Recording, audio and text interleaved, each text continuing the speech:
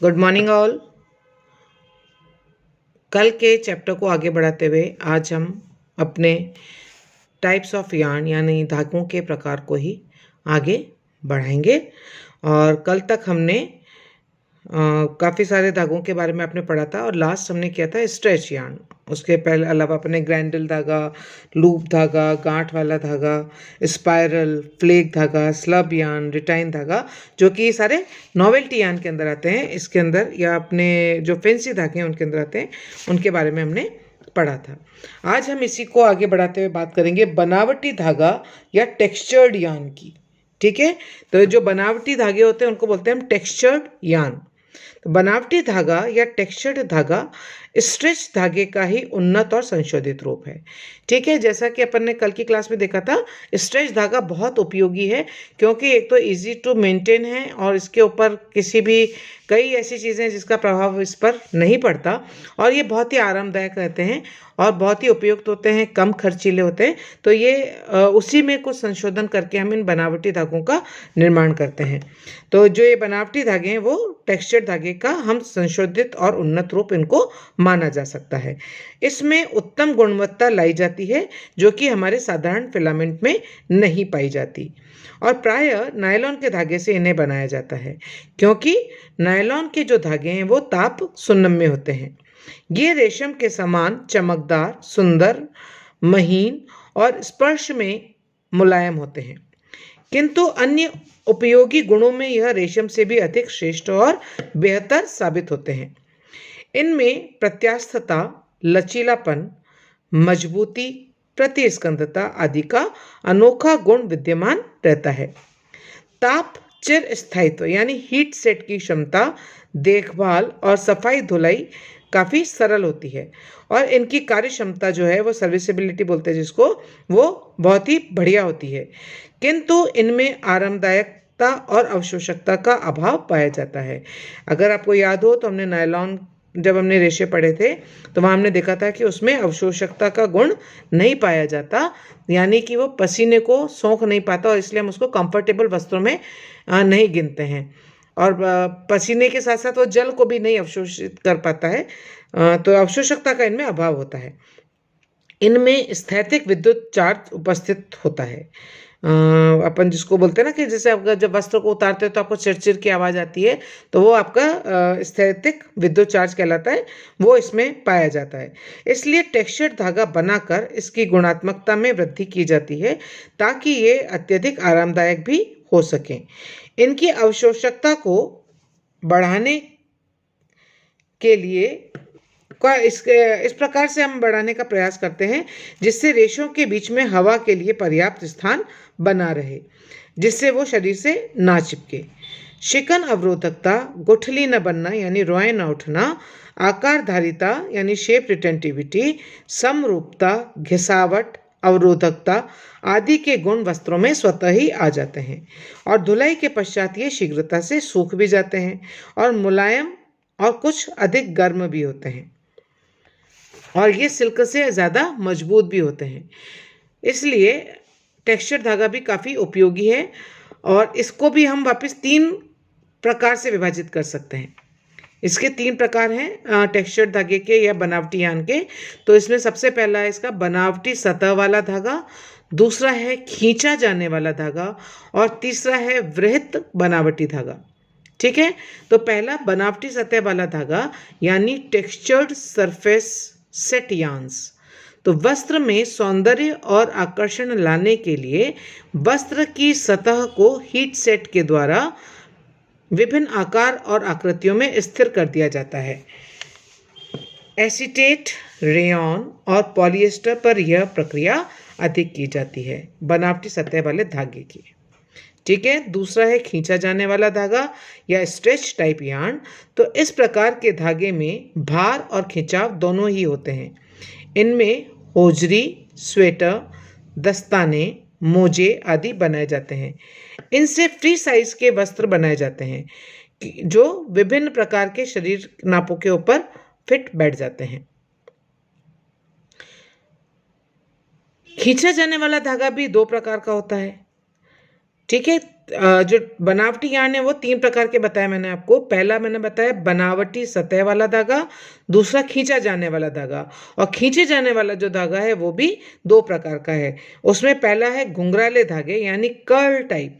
तो इस प्रकार के धागा बनाने के लिए साधारण फिलामेंट को गर्म अवस्था में ही तेज चाकू की धार पर से होकर गुजारा जाता है, जिससे धागे का एक भाग चपटा और दूसरा भाग घुंघराला बन जाता है, और इसके बाद धागे को ठंडा कर लिया जाता है।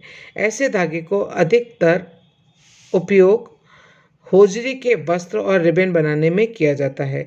और यदि आपने कभी आपने कभी वो बनवाया हो, बुके बनवाया हो, तो आपने वहाँ देखा होगा कि वो रिबन को कैसे घुमावदार बना देते हैं, घुंघराला बना देते हैं, और उसी की प्रक्रिया को ताप के माध्यम से जब हम धागे के ऊपर अपनाते हैं तो कर्ल टाइप बनावटी धागा बन जाता है।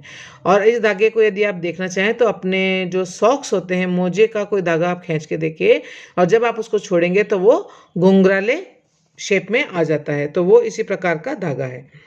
तो इसीलिए होजरी के जो वस्त्र हैं वो इस प्रकार के धागों से बनाए जाते हैं। दूसरा होता है कॉइल टाइप, जिसको बोलते हैं कुंडलीदार धागे, जो भी इसी खींचे जाने वाले धागे का प्रकार है। तो इस प्रकार के धागे का निर्माण नकली ऐंठन और ताप द्वारा किया जाता है, जिससे ताप से धागे में कुंडली नुमा कॉइल बन जाती है। ठीक है। तीसरा जो इसका प्रकार था बनावटी यार्न का, वो था वृहत बनावटी धागा। तो वृहत बनावटी धागे वे फिलामेंट होते हैं जिनका भार प्रति इकाई लंबाई में अधिक किया गया हो। और वृहत बनावटी वाले धागे भी वापस 2 प्रकार के हैं। पहला है crimp type yarn. Crimp, Hindi में भी इसको क्रिम्प धागे ही बोलते हैं। तो क्रिम्प धागे के निर्माण हेतु फिलामेंट को क्रिम्प बॉक्स में से दबाकर गुजारा जाता है। इस बॉक्स में आरी के समान दांते लगे रहते हैं। इन दांतों से फंसकर और खींचकर धागे क्रिम्प का रूप धारण कर लेते हैं।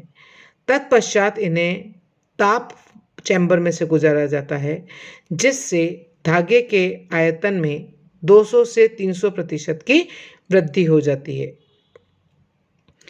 दूसरा है इसमें लूपदार वृहत धागा, loop type bulk yarn.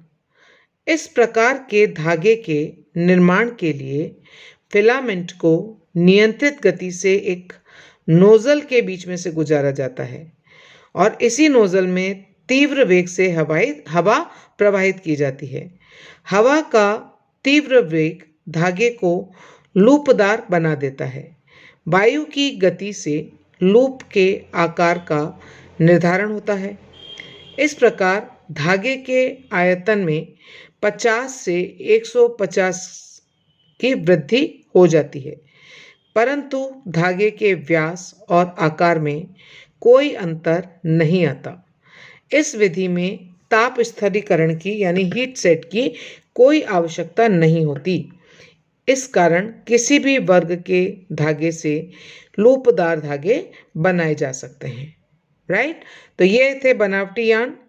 Next है लेसेटेक्स धागा, लेसेटेक्स यार्न।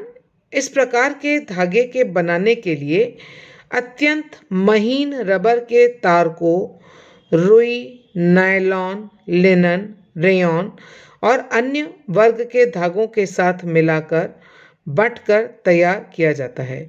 और इसका बेस्ट एग्जाम्पल है आपके जो मोजे होते हैं उनका ऊपरी भाग। और इसी प्रकार से आपके कई बार टी शर्ट्स के अंदर आपने देखा होगा सबसे आगे की तरफ जो एक बॉर्डर जैसा लगा रहता है, वो भी इसी प्रकार के धागों से तैयार किया जाता है, जिसमें एक अत्यंत महीन रबर का फिलामेंट भी उसमें जोड़ देते हैं या तार जोड़ देते हैं, जिससे आप उसको अपनी मनचाही आकार तक उसको आप खींच सकते हैं।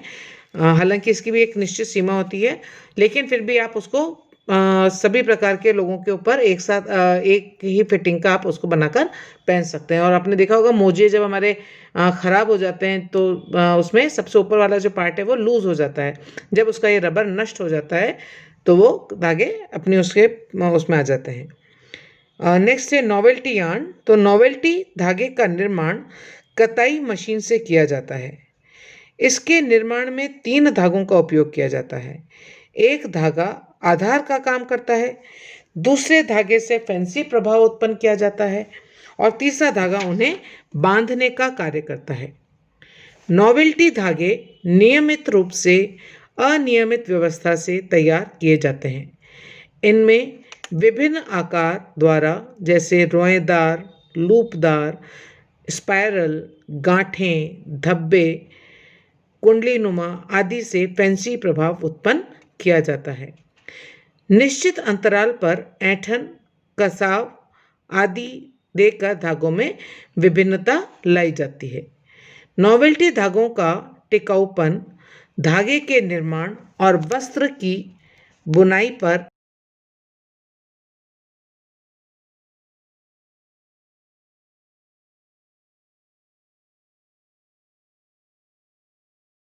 यानी हमको यदि नॉवेल्टी धागों का प्रयोग करना है तो उसमें हमको ड्यूरेबिलिटी के साथ में उसके साथ समझौता करना पड़ेगा। जितना नॉवेल्टी धागा अधिक होगा उतना ही उसकी मजबूती का वस्त्र की बुनाई और मजबूती कम हो सकती है। तो हम विविधता लाने के लिए नॉवेल्टी धागों का प्रयोग करें, लेकिन एक सीमित मात्रा में। राइट गर्ल्स, मैं इसके साथ में आपको एक चार्ट दूंगी जिसमें आपके धागों का प्रकार, जिसको मैं आपके PDF पे डाल दूंगी। आप उसको देखिए, उसमें समझिए, उसको पढ़िए और उस मिल जाएगा कि कितने ही प्रकार के धागे हैं। डिटेल आप इस लेक्चर के साथ में निकाल सकते हैं। थैंक्स।